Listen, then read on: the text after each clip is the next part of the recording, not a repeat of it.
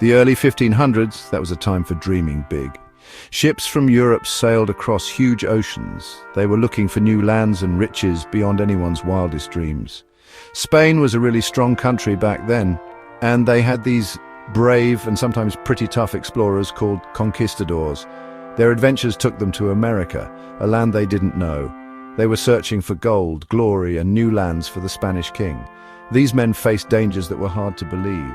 They really pushed the edges of the world they knew. Their journeys changed the maps for good, and they brought huge changes for the people who already lived there, the native people.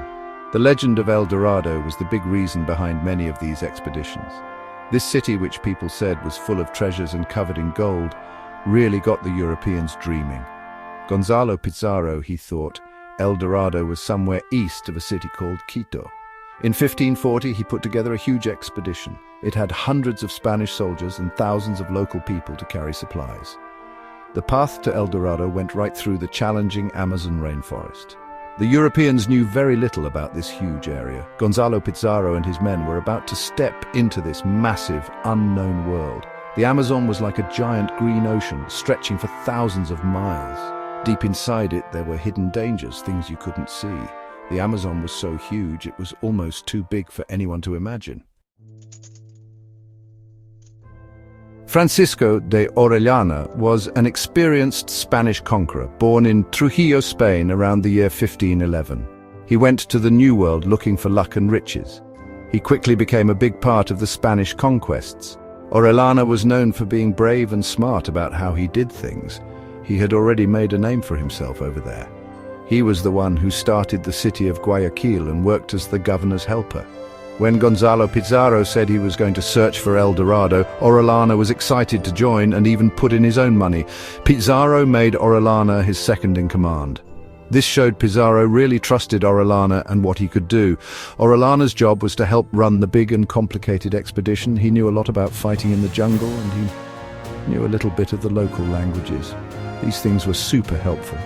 Orellana was always on the lookout for new ways to get rich and famous. His trip down the Amazon River would really test what kind of person he was, and it would show his good sides and his bad sides when he faced problems so tough they were hard to even imagine. Orellana was a complicated person. He was brave, and he knew how to get people to stick with him. But some people who study history say he was an opportunist. That means he was always looking for a chance to get ahead, and he was ready to make hard choices to survive and do well. In February 1541, Gonzalo Pizarro's big group set off from Quito. More than 200 Spanish guys, a lot of them on horses, and thousands of local Andes people went with them. The group also had a big bunch of pigs to eat and lots of hunting dogs. At first, everyone was excited, and they all dreamed of gold and being famous. The first part of the trip was super hard as they crossed the really tall Andes mountains. It was freezing cold, and many of the local helpers died because it was so cold. The land was rough with skinny mountain paths and dangerous hills. Their food started to run out way faster than they thought it would.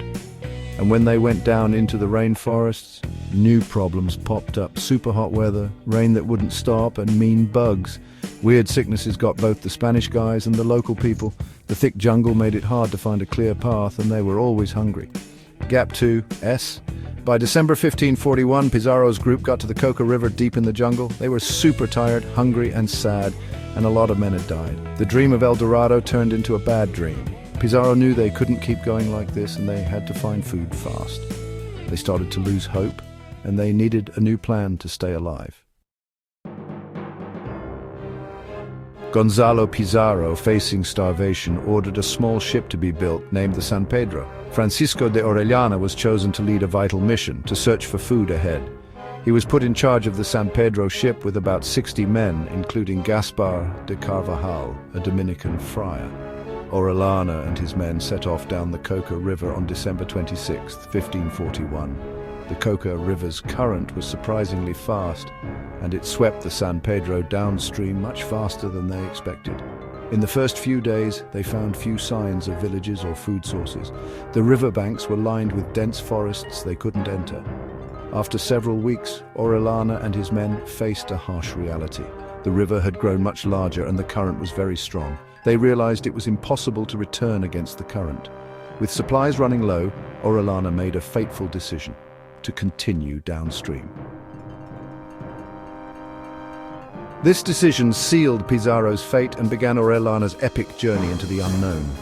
The journey ahead was unimaginably long and filled with dangers. Orellana's choice to go with the flow of the river was a big risk. He and his men were now all alone and they had very little food.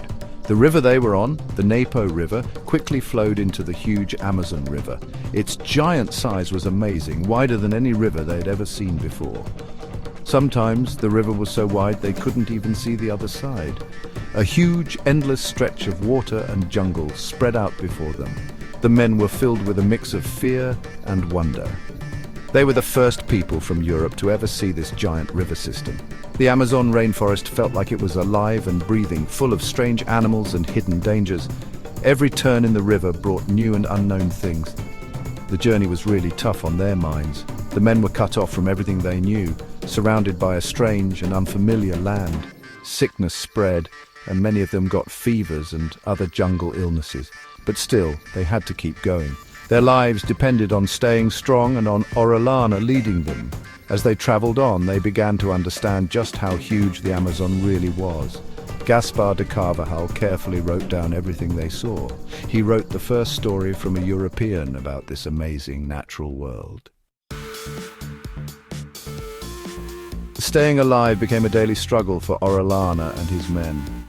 Their first supplies ran out a long time ago, and hunger was a constant pain. They had to live off what they could find from the land, hunting animals, fishing, and looking for plants they could eat. Sometimes they were successful, and other times days would go by when they ate nothing or ate very little. The men grew weak and skinny, so much so that they were chewing leather belts and boiling strange plants just to survive. The San Pedro, their original boat, was very small and weak for the long journey ahead of them. Orellana ordered the building of a second, bigger sailing ship named the Victoria. Building this ship in the middle of the jungle was a huge achievement. They didn't have many tools and used wood from the area. They even built a makeshift forge to make nails and other metal parts. Building the Victoria gave them a new sense of purpose and hope.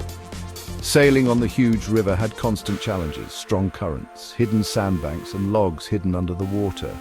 Orellana had to rely on his gut feeling and the skill of his men to guide them safely. Sickness kept hitting the expedition. Malaria, dysentery, and other fevers were common. The friar Carvajal himself was badly hurt in a fight with native warriors and lost an eye to an arrow. In the middle of all the suffering, there were moments of friendship and strong will. The hard times they shared made a strong bond between the survivors because they knew their only chance to make it was to stick together and keep going. As Orellana's group traveled through the Amazon, they met lots of local tribes. Some of these groups were friendly and curious. They even gave them food like fish, turtles, and a special bread called cassava bread. But not everyone was happy to see them. Many tribes thought the Spanish were invaders. Lots of times when they got close to villages, arrows would fly at them like rain. They had some big fights and people got hurt or even died on both sides. Orellana and his men had to be super careful all the time. They often slept in their boats just to stay safe. One of the most famous parts of Orellana's trip was meeting some tough women warriors. Carvajal wrote that these women fought right alongside the men. They were described as tall, with light skin, and really good with bows. This encounter is how the river got its name. The Amazon River, the legend of these women warriors, really got Europeans thinking.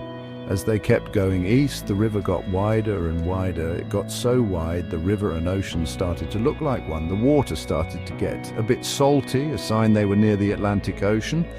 After months of non-stop traveling, seeing the open ocean was a really powerful moment. They had sailed thousands of miles on the biggest river system in the world, and they had crossed an entire continent from west to east. Finally, in August 1542, after about 8 months on the Great River, Orellana and the men who were still with him reached the Atlantic Ocean. They had started with about 60 men. Only a few of them were left. thin, full of injuries and exhausted, but they had survived and done something incredible. They had sailed the entire Amazon River, something people thought couldn't be done. Reaching the sea was a huge relief, but they were also sad for the friends they'd lost. Their small, worn-out sailboats, the San Pedro and Victoria, carried them through one of history's biggest adventures. The journey showed how strong people can be and the powerful call of the unknown. When they got to the Atlantic Ocean, Orellana and his men weren't safe just yet. They had to sail along the dangerous coast in their temporary boats. Finally, they sailed northwest, going up the coast of South America. After a few weeks, they made it to a Spanish town called Nueva Cadiz. It was on Cubagua Island, near where Venezuela is today. There, they could finally rest and get better. Their story about surviving and finding new places really amazed the people living there. Then, Orellana went to Spain to tell the king and queen about what they found. Back in Peru, Gonzalo Pizarro finally led what was left of his very tired group out of the jungle. He had lost most of his men and all his money, and when he found out that Orellana decided to keep going down the river, he got super mad. He said Orellana had betrayed them and left them behind. This made Orellana's big achievement look bad for a while. But Orellana said he did the right thing. He said going back up the river would have been impossible. He said his choice saved his men and led to a big discovery. Orellana's journey was super important for maps and knowing the land. He and his men were the first people from Europe to travel the whole Amazon River. This totally changed Europe's maps and what they knew about the New World. Francisco de Orellana's story is a bit tricky, but his amazing trip still shows how strong people can be and how much we want to explore new things.